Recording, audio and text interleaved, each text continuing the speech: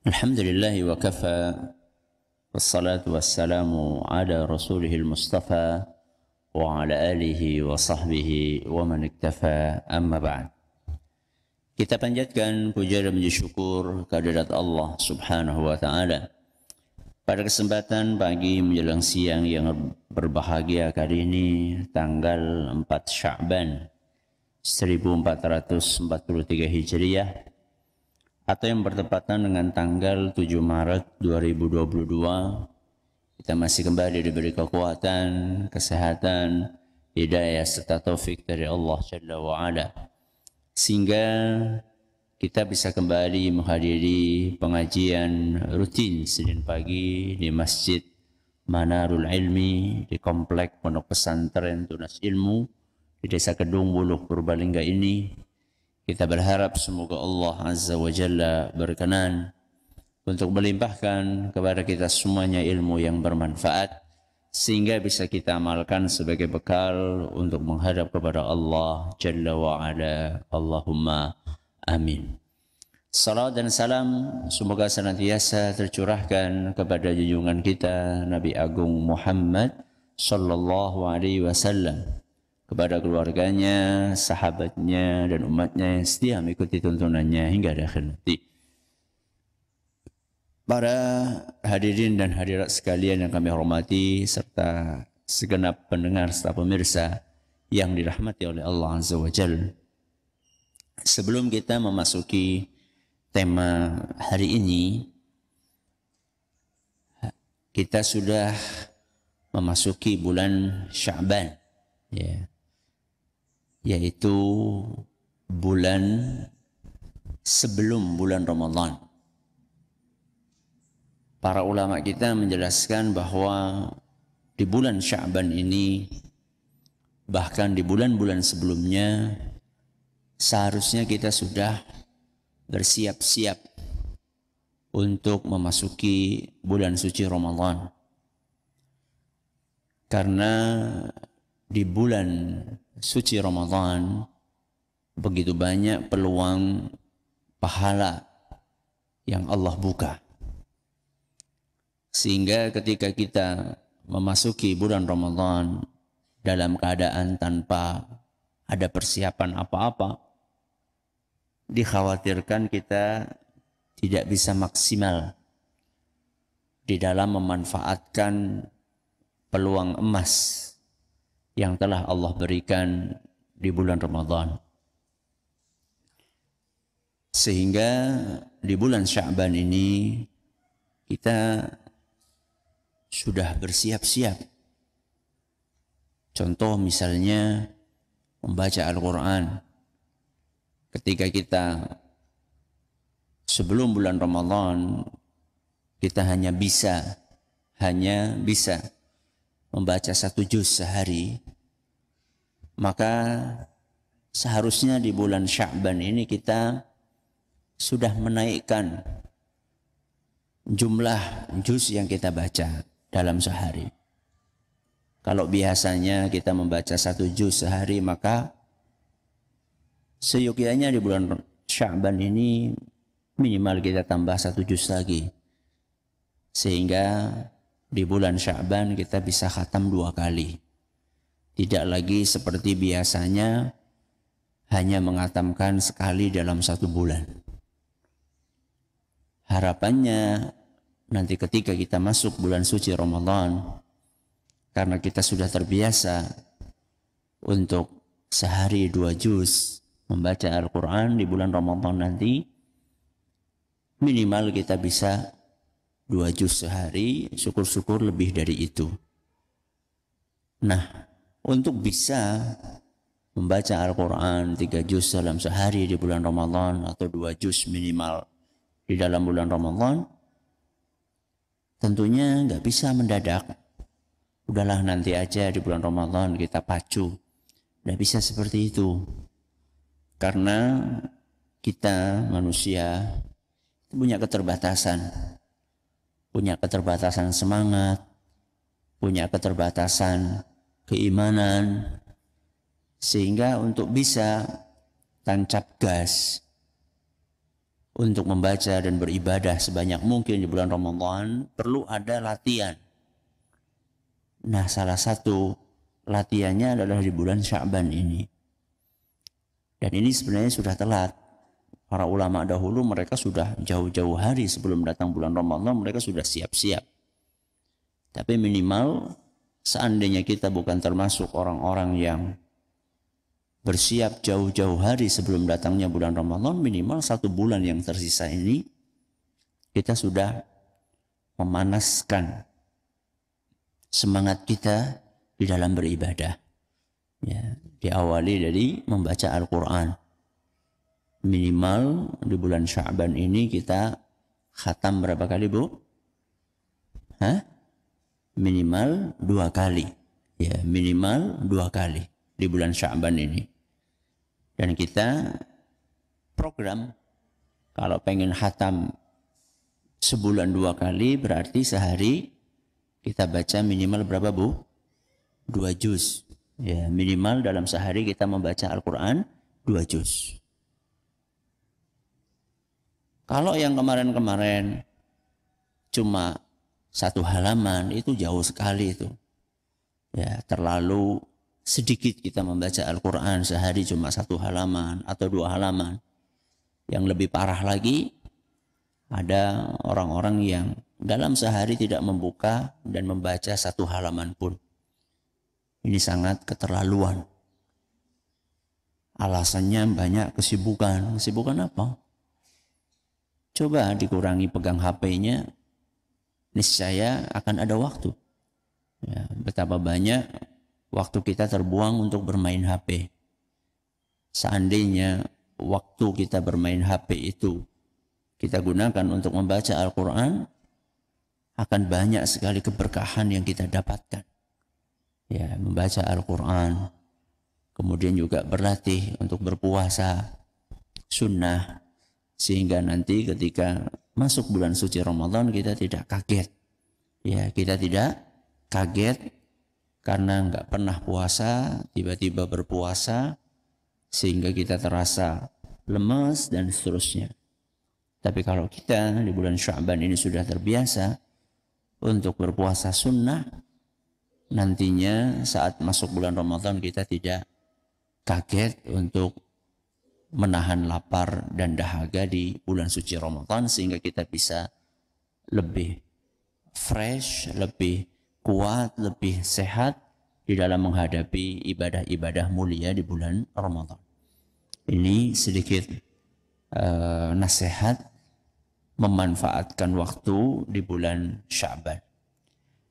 Baik, tema kita hari ini sebagaimana sudah kita fotokopikan, yaitu fikih doa dan zikir nomor 184. Ya, nomor 184. Temanya adalah zikir dan doa sebelum tidur bagian yang ketiga. Ya, itu bisa dikasih tahu dulu yang lagi kerja supaya menunda pekerjaannya sampai selesai kajian. Jadi zikir dan doa sebelum tidur itu banyak sebagaimana yang pernah kita sampaikan. Kali ini kita akan memasuki bagian yang ketiga. Apa?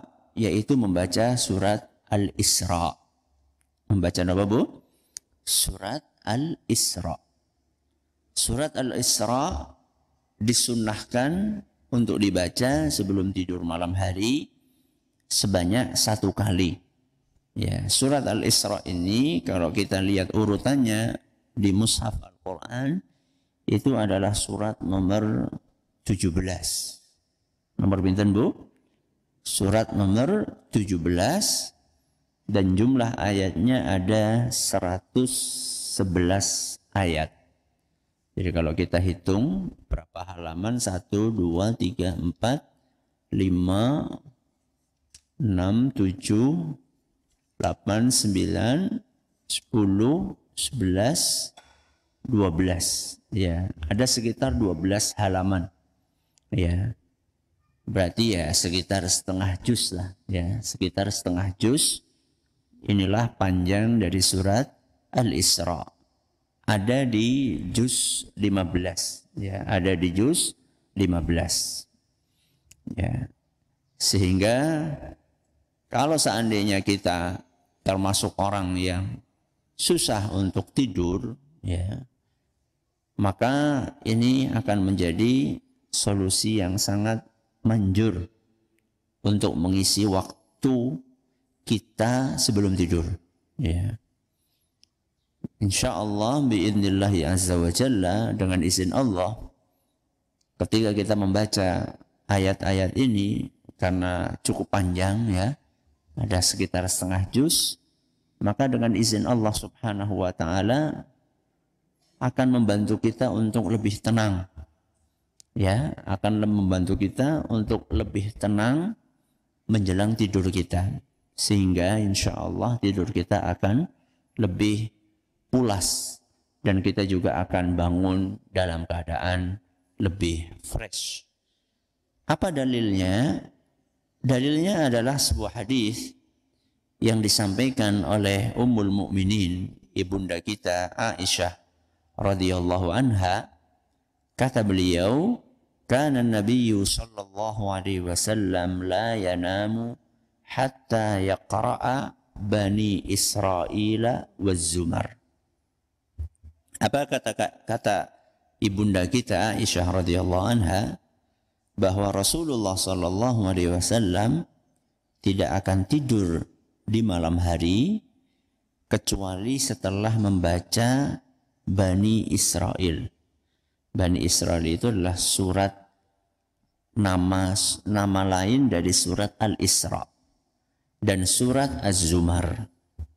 Ini akan kita bahas pada pertemuan yang lain. Jadi hari ini kita akan membahas surat Al-Isra terlebih dahulu. Hadis ini diriwayatkan oleh Imam At-Tirmidzi dan dinyatakan sahih oleh Imam Ibnu Khuzaimah dan Syekh Al-Albani. Jadi hadis ini menunjukkan disunnahkannya membaca surat Al-Isra sebelum tidur. Ya, membaca surat Al-Isra sebelum tidur. Dan akan lebih maksimal lagi manfaat yang kita petik ya saat kita membaca surat Al-Isra apabila kita membacanya sambil merenungi kandungan yang ada di dalam surat mulia ini. Sehingga bukan hanya kita mendapatkan pahala dari setiap huruf yang kita baca, namun juga kita bisa mendapatkan pahala dari memahami kandungan yang ada di dalam surat mulia ini. Syukur-syukur nanti kita juga akan mendapatkan pahala mengamalkan isi ya dari surat yang mulia ini.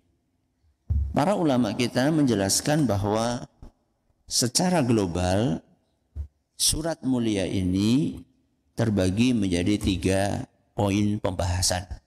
Secara global surat mulia ini terbagi menjadi 3 poin pembahasan. Yang pertama dari ayat 1 sampai ayat 8. Ini poin yang pertama. Poin yang kedua dari ayat 9 sampai 98. Ya, dari ayat 9 sampai 98. Sedangkan poin yang ketiga dari ayat 99 sampai ayat yang terakhir yaitu ayat 111. Nah, inilah pembagian kira-kira kandungan yang ada dalam surat Al-Isra. Memahami secara global isi kandungan suatu surat itu akan sangat membantu kita untuk memahami isi secara detail dari surat Al-Isra. Dan tentunya tidak mungkin di satu pertemuan yang sangat terbatas waktunya ini kita mengkaji secara rinci. Makanya kita hanya akan bahas secara global isi dari surat Al-Isra ini. Kita awali dari poin yang pertama, yaitu dari ayat 1 sampai 8. Ini yang saya sebutkan sebagai pendahuluan. Jadi di poin yang pertama ini Allah Subhanahu wa taala mengawali surat Al-Isra dengan menjelaskan salah satu keistimewaan yang dimiliki oleh Rasulullah sallallahu alaihi wasallam. Jadi Nabi kita Muhammad SAW itu punya banyak sekali keistimewaan, punya banyak sekali kelebihan. Yang kelebihan itu hanya Allah berikan kepada beliau, tidak diberikan kepada Nabi dan Rasul lain selain beliau. Salah satu di antara keistimewaan yang Allah limpahkan kepada Nabi kita Muhammad sallallahu alaihi wasallam adalah beliau mengalami sebuah peristiwa namanya peristiwa Isra. Peristiwa apa, Bu? Isra. Selama ini kita mendengar sebuah kejadian yaitu Isra wal Mi'raj. Apa, Bu? Isra wal Mi'raj. Jadi ini adalah dua istilah yang dijadikan satu. Ya, ada Isra, ada apa, Bu? Mi'raj. Ini dua pelajaran yang berbeda. Dua pelajaran atau dua kejadian yang berbeda walaupun terjadi di satu malam. Ya. Harap diperhatikan yang ngobrol ibu-ibu, ya, dikurangi ngobrolnya nanti kalau sudah selesai kajian silakan. Kalau sekarang disimak dengan baik apa yang disampaikan.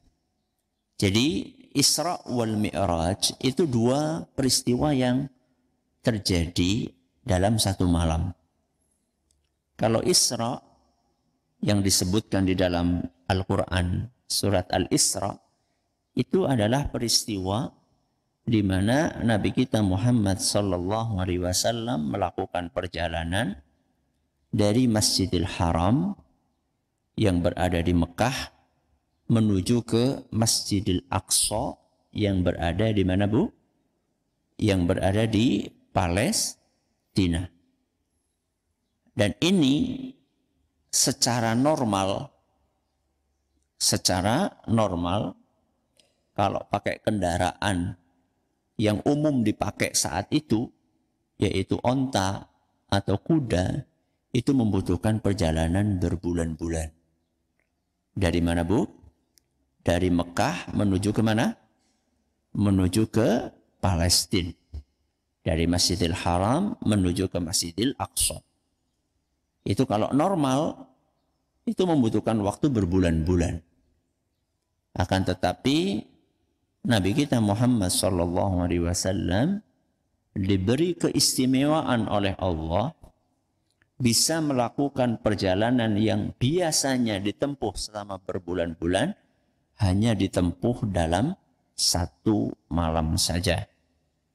Itulah yang Allah sampaikan di awal surat Al-Isra. Subhanalladzi asra bi'abdihi laylan.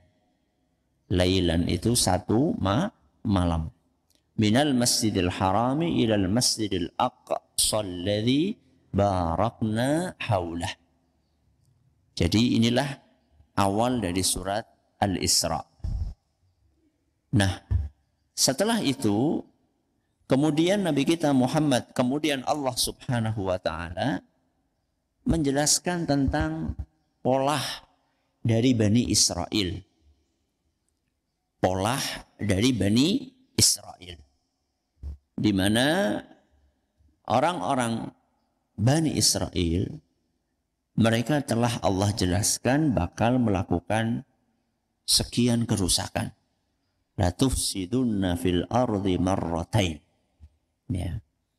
Di antara kerusakan yang mereka bikin Bani Israel itu ada dua kerusakan yang mereka lakukan di Baitul Maqdis.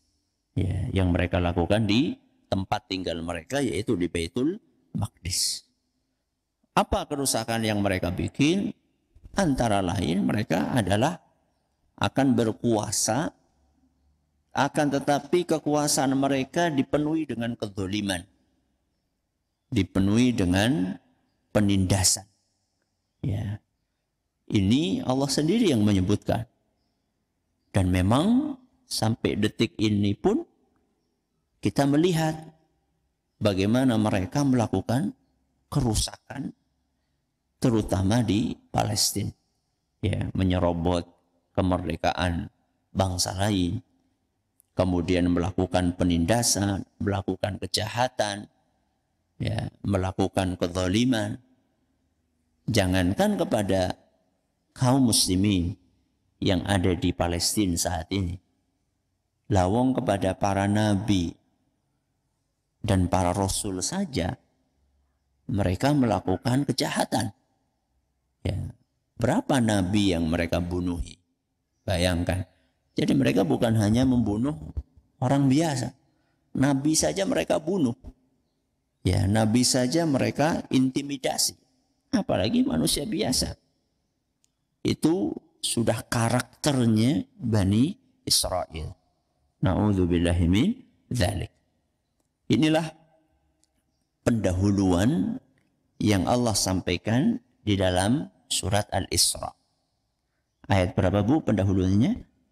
Ayat 1 sampai ayat 8. Selanjutnya, poin yang kedua adalah penjelasan mengenai sikap kaum musyrikin Mekah.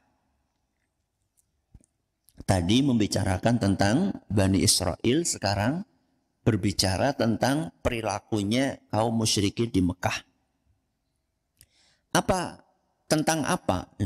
Jadi perilaku kaum musyrikin di Mekah itu kan banyak. Perilaku tentang apa? Yaitu tentang sikap mereka terhadap diutusnya Nabi kita Muhammad sallallahu alaihi wasallam dan sikap mereka terhadap Al-Quran. Ya, sikap kaum musyrikin Quraisy terhadap Al-Quran dan juga sikap mereka kepada diutusnya Nabi kita Muhammad SAW. Nah, poin yang kedua ini yang paling panjang. Ya, Allah sampaikan dari ayat 9 sampai ayat 98. Jadi sekitar 90 ayat Allah subhanahu wa ta'ala menerangkan bagaimana sikap kaum musyrikin kepada Rasulullah sallallahu alaihi wasallam dan juga kepada Al-Quran. Poin yang kedua ini diawali dengan penjelasan dari Allah subhanahu wa ta'ala tentang Al-Quran. Tentang Al-Quran. Allah azza wa jalla berfirman, ya, di awal poin yang kedua ini, Inna hadzal Qur'ana yahdi lillati hiya aqwam. Bahwa Al-Quran itu punya keistimewaan. Apa keistimewaannya? Siapapun yang mau mengikuti Al-Quran, maka Al-Quran ini akan menghantarkan mereka ke jalan yang lurus. Ya. Jadi siapapun yang konsisten untuk mengikuti ajaran Al-Quran, maka Al-Quran ini akan membimbing dia untuk mendapatkan jalan yang lurus, jalan yang benar. Nah, makanya tadi di awal kita sampaikan, ayo kita jangan sampai lepas dari Al-Quran. Jangan sampai lepas dari Al-Quran. Karena begitu kita lepas dari Al-Quran, maka kita bisa terjerumus kepada jalan yang menyimpang. Ya. Sehingga konsistenlah untuk dekat dengan Al-Quran, untuk sering membaca Al-Quran, untuk berupaya memahami isi dari Al-Quran di bawah bimbingan para ulama, ya, di bawah bimbingan para ustadz, para kiai, ya, yang berkompeten di bidang tersebut. Selalu kita bersama dengan Al-Quran. Ya, karena ketika kita menjadikan Al-Quran itu sebagai imam kita, ya, imam itu di depan apa di belakang, Bu? Imam di depan. Ketika kita menjadikan Al-Quran sebagai imam kita, apa kata Al-Quran kita ikuti? Ya, Al-Quran mengatakan A, kita ikuti mengatakan A. Ya, maka dengan izin Allah kita akan diantarkan untuk menuju kepada jalan kebaikan. Dan siapapun yang mengikuti ajaran Al-Quran, maka dia akan mendapatkan kejayaan. Dia akan mendapatkan kemenangan atas musuh-musuh yang dihadapi. Nah, di dalam ayat ini, di dalam poin yang kedua ini, Allah Subhanahu wa Ta'ala menerangkan apa sebenarnya resepnya supaya kita bisa menang, supaya umat Islam bisa jaya, supaya mereka bisa unggul. Apa resepnya?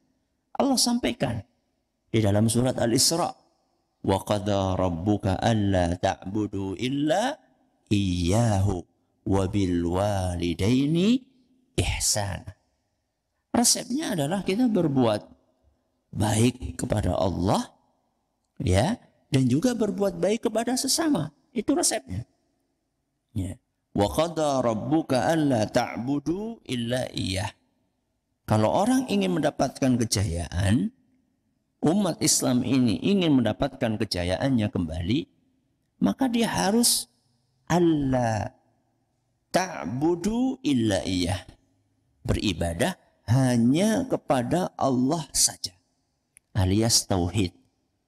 Jadi ketika umat Islam ini berpegang dengan tauhid, hanya beribadah kepada Allah saja, tidak kepada yang selainnya, maka Allah akan mengaruniakan kemenangan kepada umat Islam. Bukan hanya menjaga hubungan kita kepada Allah, tapi juga menjaga hubungan kita kepada sesama. Siapa sesama itu? Ya siapa lagi kalau bukan pertama kali adalah orang tua kita. Makanya di sini dikatakan wabil walidaini ihsan. Berbuat baik kepada orang tua.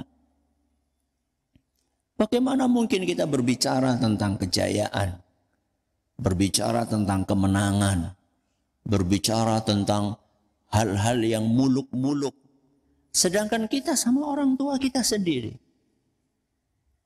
yang berjasa untuk melahirkan kita dengan izin Allah Subhanahu wa Ta'ala, kita nggak berbakti, kita nggak peduli dengan orang tua kita. Ya, kita tidak berkomunikasi secara baik kepada mereka. Kita cuek dengan orang tua kita. Bagaimana mungkin akan mendapatkan kejayaan? Ya. Kemudian setelah itu Allah Azza wa Jalla di ayat berikutnya berfirman wa atidzal qurba haqqahu wal miskina wabnas sabil. Setelah kita berbuat baik kepada orang tua, maka kita berbuat baik kepada kerabat kita. Silaturahim kepada kerabat. Ya, kerabat itu ya siapa lagi kalau bukan orang-orang terdekat selain orang tua. Ya, istri kepada suami, suami kepada istri, kemudian orang tua kepada anak-anaknya, ya. Kemudian setelah itu kakak kita, adik kita, kakak kandung, adik kandung, kemudian paman kita, bibi kita, paman dari jalur bapak maupun paman dari jalur ibu, bibi dari jalur bapak maupun bibi dari jalur ibu, kemudian ponakan-keponakan kita, anak-anak dari saudara-saudara kita, itulah kerabat. Kita disuruh oleh Allah Subhanahu wa Ta'ala untuk berbuat baik kepada mereka. Wa atidzal qurba haqqahu. Penuhilah hak dari kerabat kalian. Banyak dari kita kurang peduli dengan kerabat-kerabat tersebut. Ya, istri kurang peduli untuk menunaikan hak suami, suami kurang peduli untuk menunaikan hak istri, orang tua kurang mempedulikan untuk menunaikan hak anak-anaknya, ponakan kurang mempedulikan hak paman dan bibinya, pakdenya, budenya, pakleknya, buleknya. Tunaikan itu. Itulah jalan untuk mendapatkan kejayaan. Wa atidzal qurba haqqahu wal miskina, dan orang-orang miskin. Ya, yang ada di samping kanan kiri kita, tetangga kita yang kekurangan. Jangan sampai kita kenyang sedangkan tetangga kita kelaparan. Ya, jangan sampai kita kenyang, bahkan sampai buang-buang makanan, saking banyaknya, saking berlebihnya makanan di rumah kita, dalam keadaan ternyata tetangga kita kelaparan. Jangan sampai seperti itu.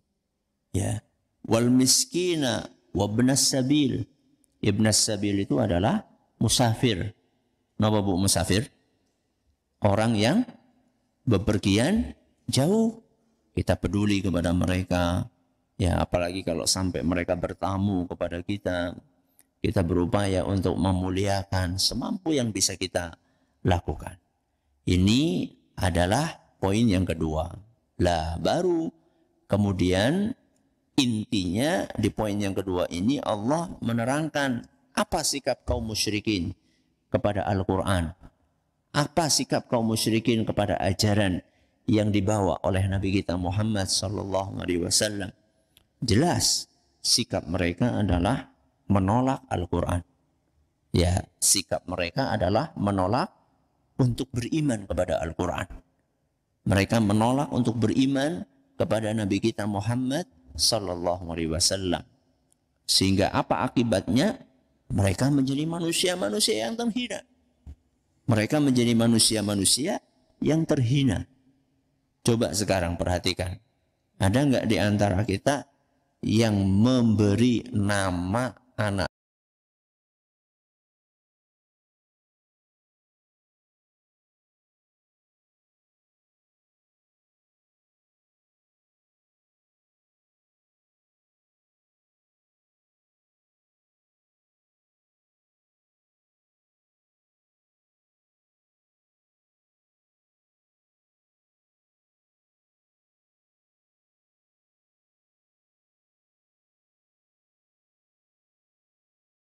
Mereka bangsawan, dihargai, dihormati, dimuliakan oleh masyarakatnya. Kenapa sekarang ini tidak ada yang mau memakai nama mereka untuk memberi nama anaknya? Kenapa? Allah timpakan kehinaan kepada mereka. Karena mereka nggak mau beriman. Mereka nggak mau beriman terhadap Al-Quran. Apalagi isinya. Al-Quran menjelaskan tentang adanya hari akhirat, tentang adanya hari kebangkitan. Mereka nggak mau beriman. Bahkan mereka menghina, meremehkan ajaran tentang adanya hari kiamat. Ya. Mereka berupaya untuk menebarkan keraguan di masyarakat. Nggak mungkin kita ini dibangkitkan lagi. Wong, nanti ketika kita mati, tulang kita bakalan hancur. Ya. Tulang kita bakalan hancur. Bagaimana mungkin tulang kita sudah hancur kemudian dihidupkan lagi oleh Allah Azza wa Jalla? Itu kata mereka. Padahal bagi Allah Subhanahu wa Ta'ala itu sangat mudah. Makanya di poin yang ketiga, di penutup dari surat ini, yaitu di ayat nomor 99 sampai 111, Allah Subhanahu wa Ta'ala menegaskan kembali tentang prinsip tauhid, tentang kewajiban beriman dengan adanya hari akhir. Karena keimanan kita dengan adanya hari akhir itu bisa menjadi motivasi kita untuk beramal solih dan berupaya untuk beriman menjalankan perintah-perintah Allah Azza wa Jalla. Ya, ketika kita meyakini, oh ternyata setelah kehidupan dunia ini akan ada kehidupan lain, yaitu kehidupan di akhirat. Setelah ini akan ada surga atau neraka. Ketika kita mengingat hal tersebut, maka kita akan termotivasi. Ya, termotivasi untuk beramal, termotivasi untuk membaca Al-Quran, termotivasi untuk rutin menghadiri pengajian, termotivasi untuk berbuat baik kepada orang lain, termotivasi untuk menaati suami dalam kebaikan, termotivasi untuk memperhatikan istri, memperhatikan anak, termotivasi untuk berbuat baik dengan tetangga, berbuat baik kepada orang lain. Jadi keimanan kita tentang adanya hari kiamat, keimanan kita tentang adanya hari kebangkitan, itu akan menjadi salah satu motivasi terbesar kita untuk berpegangan teguh terhadap ajaran Islam. Ini kira-kira isi atau kandungan global dari surat Al-Isra, dan tentunya apa yang kami sampaikan tadi sangat kurang untuk menggambarkan tentang kandungan surat Al-Isra yang cukup panjang ini.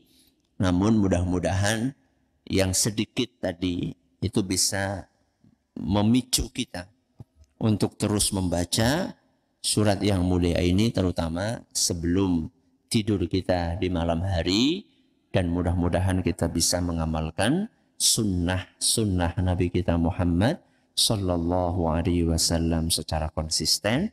Wallahu ta'ala a'lamu bissawab. Masih ada sisa waktu, silahkan kalau ada pertanyaan bisa disampaikan. Baik, terima kasih Ustaz. Jazakumullah khairan atas materi yang telah disampaikan. Berikut kami bacakan beberapa pertanyaan yang telah masuk. Pertanyaan pertama datang dari hamba Allah di Cilacap. Assalamualaikum Ustaz. Waalaikumsalam warahmatullahi wabarakatuh. Afwan izin bertanya, untuk ibadah membaca Al-Quran di bulan Ramadan, apakah sebaiknya mulai masuk Ramadan kita mulai dari halaman depan, walaupun kita sudah sampai di pertengahan misalnya, atau kita meneruskan saja halaman yang sudah kita baca, tidak perlu kita ulangi lagi dari depan, sehingga start bulan Ramadan dari tengah Al-Quran. Jazakallah khairan. Intinya adalah membaca Al-Quran. Ya, intinya adalah membaca Al-Quran. Mau dari awal, mau dari pertengahan, intinya membaca Al-Quran. Bukan hanya membaca Al-Quran, tapi membaca Al-Quran sebanyak mungkin. Jadi jangan sampai sudah kita mengawali bulan Ramadan dari pertengahan Al-Quran, sudah mulainya juz 15 misalnya, ternyata nggak khatam juga. Itu kan keterlaluan. Sudah mulainya bukan dari juz 1, mulainya juz 15 misalnya. Ternyata sampai akhir bulan Ramadan nggak khatam. Berarti kan di bulan Ramadan cuma baca berapa juz? Ya, 15 juz pun nggak ada. Jangan seperti itu. Ya. Jadi intinya mau mulai dari juz pertama atau melanjutkan, intinya adalah perbanyak. Ya, intinya adalah perbanyak. Diawali dari bulan Sya'ban ini, memotivasi, memacu kita, memaksa kita untuk memaksa nafsu kita untuk bisa memperbanyak membaca Al-Quran. Godaannya pasti adalah malas, kemudian sok sibuk, sok ada kegiatan ini, kegiatan itu, yang sejatinya intinya adalah setan berupaya kita untuk mencari-cari alasan. Ya, seakan-akan kayak panjang banget baca, sebenarnya enggak. Ya, itu hanya paling 1 juz Al-Quran itu paling hanya membutuhkan waktu setengah jam paling. Yang lebih lancar bacanya mungkin hanya 20 menit. Itu waktu yang sebentar dibandingkan kita bermain HP atau ngobrol dengan orang lain yang tidak ada manfaatnya. Ya. Baik, terima kasih Ustaz. Jazakallahu khairan atas jawabannya. Pertanyaan berikutnya, Bismillah. Assalamualaikum Ustaz. Waalaikumsalam warahmatullahi wabarakatuh. Semoga Allah senantiasa menjaga Ustaz dan keluarga. Amin. Mohon tips dan nasihatnya agar dimudahkan mengamalkan zikir sebelum tidur. Terkadang sudah niat mau membaca zikir, qadarullah tertidur karena ngantuk dan sangat lelah. Jazakallahu khairan Ustaz. Perlu ada pembiasaan, ya. Perlu ada pembiasaan, dimulai dari yang gampang-gampang. Ya. Mungkin ada sebagian orang belum pernah zikir, belum pernah baca bacaan sebelum tidur.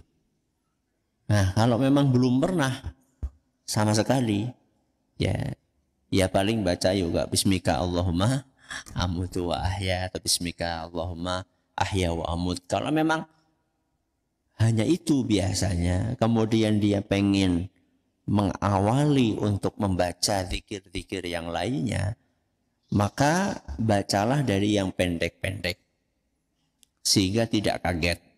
Contoh misalnya sebelum tidur, nanti kita akan jelaskan, kita disunahkan untuk membaca ayat, sudah pernah kita jelaskan ayat kursi, kemudian 2 ayat terakhir dari surat apa? Al-Baqarah. Ya, ini kan yang pendek-pendek. Nah, ayat kursi paling cuma berapa baris, ya. Kemudian akhir dari surat Al-Baqarah itu kan cuma 2 ayat saja. Amanar Rasul, ya, paling juga cuma setengah halaman. Itu kan pendek. Diawali dari yang pendek-pendek. Ya. Juga disunahkan membaca surat Al-Ikhlas, Al-Falaq, An-Nas sebelum tidur. Jadi diawali dari yang pendek-pendek. Kemudian berupaya untuk merutinkan. Ya, berupaya untuk merutinkan. Saya pribadi juga kira-kira demikian. Ya. Awal tahu tentang bacaan sebelum tidur ini belum sampai membaca surat Al-Isra belum. Ya, baru membaca surat-surat yang pendek-pendek tadi. Ya, Al-Ikhlas, Al-Falaq, An-Nas, Ayat Kursi, 2 ayat terakhir dari surat Al-Baqarah. Berupaya untuk konsisten. Ya. Nah, setelah konsisten, kemudian bertahap memasuki suratan-suratan yang panjang. Contoh misalnya surat Al-Isra ini kan lumayan panjang nih. Ya, setelah kita bisa konsisten membaca surat yang pendek-pendek tadi, ya, maka kita tambah. Ya, kita tambah dengan suratan yang lainnya. Jadi intinya berlatihlah secara bertahap. Ya, secara bertahap, jangan langsung pengen kita baca semuanya. Biasanya kalau seperti itu kaget kita. Ya, karena nggak pernah baca-baca, tahu-tahu langsung baca banyak, itu kaget. Ya, tapi kalau misalnya kita awali dari yang pendek-pendek, kemudian kita biasakan, setelah itu kita naikkan grade-nya, ya, kita naikkan levelnya, kita baca yang lainnya, maka insya Allah dengan demikian kita akan bisa menjaga konsistensi kita untuk membaca bacaan-bacaan sebelum tidur. Wallahu a'lam. Baik, terima kasih Ustaz. Jazakallahu khairan atas jawabannya. Pertanyaan berikutnya datang dari hamba Allah di Purbalingga. Assalamualaikum warahmatullahi wabarakatuh, Ustaz. Waalaikumsalam warahmatullahi wabarakatuh. Ketika kita mau tidur, ketika membaca doa, apakah sambil duduk atau dengan berbaring? Kemudian ketika kita sudah membaca doa, lalu tiba-tiba beranjak dari tempat tidur karena ada yang perlu dicek, apakah doanya perlu diulang lagi, Ustaz? Jazakallahu khairan. Fleksibel, ya, posisi kita fleksibel. Tapi kalau baca Al-Quran, ya, dan cukup panjang seperti ini, kalau kita bisa duduk itu lebih utama. Ya, lebih utama. Kalau kita membaca yang ayat kursi, kemudian kita sudah hafal nih, udah hafal di luar kepala. Ya, kemudian juga Al-Ikhlas, Al-Falaq, An-Nas, itu sambil tiduran tidak ada masalah. Ya, sambil tiduran tidak ada masalah. Kalau kita mau baca surat Al-Isra, dan ini cukup panjang dan kita juga gak apal, ya, belum apal dari surat Al-Isra ini, kita sambil megang mushaf, kita duduk menghadap ke kiblat, itu akan lebih bagus lagi, akan lebih istimewa lagi. Terus kalau sudah baca doa, terus kita ternyata lupa nggak nutup pintu, misalnya pintu rumah belum ditutup, terus kita bangkit, kita tutup, apakah kita harus mengulang? Nggak harus, ya, tidak harus. Ya, kalau mau diulang juga enggak apa-apa, enggak diulang juga enggak masalah insya Allah. Karena itu jeda yang tidak panjang, ya, itu bukan jeda yang panjang. Itu hanya sekedar kita berdiri, nutup pintu, kemudian ngunci, tidur lagi, itu enggak ada masalah insya Allah. Apabila tidak diulangi lagi, apalagi memang hukumnya sunnah, ya, bukan sebuah kewajiban. Ya. Baik, terima kasih jazakallahu khairan atas jawabannya. Pertanyaan berikutnya datang dari Ibu Lasmi yang ada di Pati. Assalamualaikum Ustaz. Waalaikumsalam warahmatullahi wabarakatuh.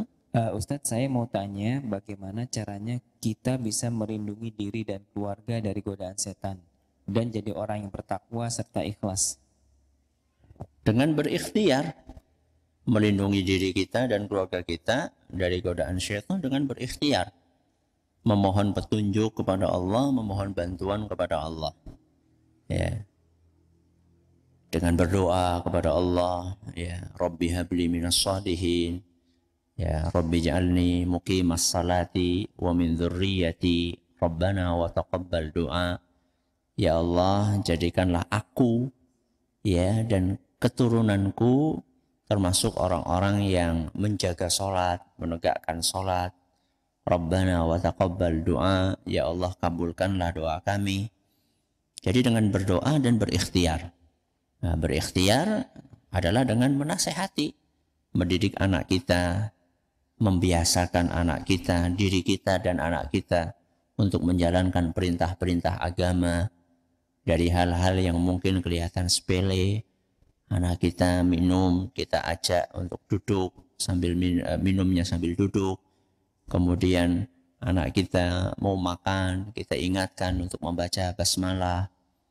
Anak kita dari dini kita ajak ke masjid ya untuk sholat berjamaah di masjid. Jadi hal-hal yang dipandang oleh orang itu sepele.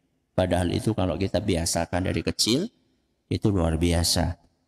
Akan berpengaruh positif kepada perilakunya sampai nanti tuanya. Jadi intinya adalah dengan berdoa dan berikhtiar, berupaya semaksimal yang bisa kita kerjakan. Ya. Baik, terima kasih jazakallah khairan atas jawabannya.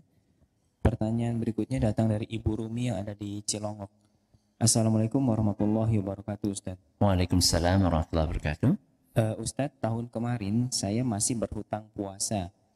Tetapi sehabis lebaran saya sakit asam lambung selama 6 bulan.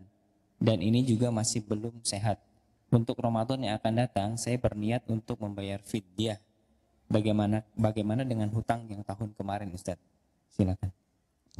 Kalau memang berdasarkan prediksi dokter Anda tidak mampu ya untuk puasa karena memang penyakit Anda menaun, tidak apa-apa bayar fidyah. Tapi kalau prediksi dokter dan Anda juga merasakan kondisi Anda sudah membaik, maka lebih baik dibayar dengan puasa. Ya, lebih baik dibayar dengan puasa. Sehingga Anda perlu konsultasi kepada dokter muslim yang terpercaya. Ya, dokter muslim yang terpercaya, Anda konsultasikan kondisi fisik Anda, apakah berdasarkan perhitungan manusiawi seorang dokter yang terpercaya ini Anda bakalan sembuh, atau memang ini penyakit yang sudah menaun, tidak bisa atau susah disembuhkan. Ya, kalau memang itu sudah menaun dan harapan sembuhnya tipis, maka tidak masalah bayar fidyah. Tapi kalau misalnya kata dokter, wah ini cuma sebentar Bu, insya Allah akan sembuh, dan Anda juga merasakan sendiri ada perubahan ya di dalam diri Anda semakin membaik, maka sebaiknya diganti dengan puasa. Ya. Pertanyaan terakhir. Ya baik, terima kasih jazakallah khairan atas jawabannya. Satu pertanyaan terakhir datang dari hamba Allah. Bismillah, Assalamualaikum Ustaz. Waalaikumsalam warahmatullahi wabarakatuh. Ustaz, saya sudah rutin membaca zikir pagi dan petang, tetapi tetap ditakdirkan sakit Ustaz. Bagaimana menyikapinya? Jazakallah khairan. Orang yang sudah zikir pagi petang itu bukan berarti dia bebas dari sakit. Ya, sakit itu adalah salah satu kondisi yang tidak bisa dihindarkan. Ya, jadi bukan kok kemudian kalau sudah zikir pagi terus bakalan sehat terus, enggak. Ya, itu adalah bentuk dari ujian Allah Azza wa Jalla kepada kita. Jangankan kita, Rasulullah SAW saja, beliau sudah rutin berzikir, beliau juga pernah mengalami kondisi sakit. Ya. Jadi zikir itu adalah bentuk upaya kita untuk melakukan perlindungan diri ya dari hal-hal yang tidak kita inginkan, terutama hal-hal yang bersifat ukhrawi, hal-hal buruk yang bersifat ukhrawi. Ya, kita tergoda untuk melakukan kejahatan, kita tergoda untuk melakukan perbuatan dosa dan maksiat, itu keburukan yang bersifat ukhrawi. Ya, dan juga kita berupaya untuk menjaga kita dari keburukan yang bersifat duniawi seperti sakit ya, atau naudzubillah min dzalik dirampok, atau celaka ya, kecelakaan. Ya, ini diupayakan pencegahannya dengan zikir pagi dan petang. Nah, terus bagaimana? Sudah zikir pagi dan petang tapi mungkin pernah juga tetap mengalami hal-hal yang tidak mengenakan. Itu bagian dari takdir Allah yang menjelaskan kepada kita bahwa segala sesuatu kalau Allah sudah menghendaki, maka pasti akan terjadi. Semaksimal apapun kita melakukan pencegahan. Apa hikmahnya? Hikmahnya kita tidak bergantung kepada ikhtiar pribadi kita. Jadi kita berzikir iya, kita baca Quran iya, kita sholat iya. Akan tetapi jangan kita menggantungkan kepada ikhtiar pribadi kita. Tapi gantungkanlah nasib kita kepada Allah Azza wa Jalla. Ya. Berobat iya, berzikir iya. Akan tetapi yang menentukan apakah kita akan selamat atau tidak selamat itu adalah Allah Subhanahu wa taala. Sehingga kita berzikir jangan mengandalkan zikir kita. Ya. Kita berobat jangan mengandalkan upaya kita berobat. Itu adalah bagian dari ikhtiar kita. Tapi andalkanlah bantuan, pertolongan, perlindungan dari Allah Azza wa Jalla. Tawakalnya bukan kepada zikir. Tawakalnya adalah kepada Allah Subhanahu wa taala. Tawakalnya bukan kepada ikhtiar kita berzikir, ikhtiar kita berobat, tapi tawakalnya adalah kepada Allah Subhanahu wa taala. Mudah-mudahan apa yang kita pelajari bermanfaat untuk kita semuanya. Wallahu taala a'lamu bissawab. Kita akhiri dengan doa kafaratul majlis. Subhanakallahumma wa bihamdika asyhadu an la ilaha illa anta astaghfiruka wa atubu ilaik. Wassalamualaikum warahmatullahi wabarakatuh.